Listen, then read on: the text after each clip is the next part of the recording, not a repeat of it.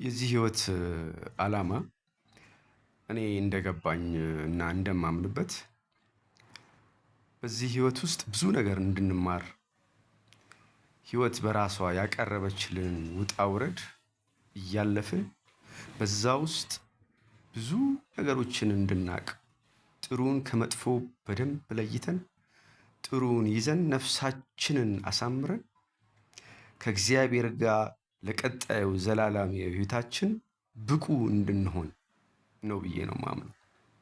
ብቃታችንም የሚታይበት የሚፈተሽበት ነው ብዬ ነው የማምነው። ይሄን ህይወት ለቀጣዩ ለቋሚ ህይወታችን እንደ ሙከራ ጊዜ አድርጌ ነው የምወስደው እና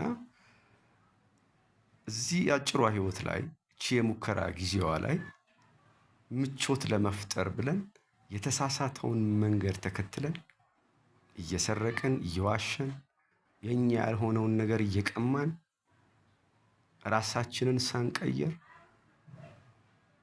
ነፍሳችንን ሳናሳምር ምቾት ያለው ህይወት ብቻ ኖረን ቀጣዩን የዘላለምን ህይወት ማበላሸቱ ይሻላል ወይስ እዚህ ህይወት ላይ ህይወት ያቀረበችልን ውጣ ውረድ እየታገልን እየጣርን አንዳንዴ እየወደቅን አንዳንዴ እየተነሳን አንዳንዴ እያሸነፍን አንዳንዴ እየተሸነፍን ኖረን ብዙ ነገር ተምረን ነፍሳችንን አሳምረን ቋሚ ህይወታችንን ማሳመሩ ይሻለናል?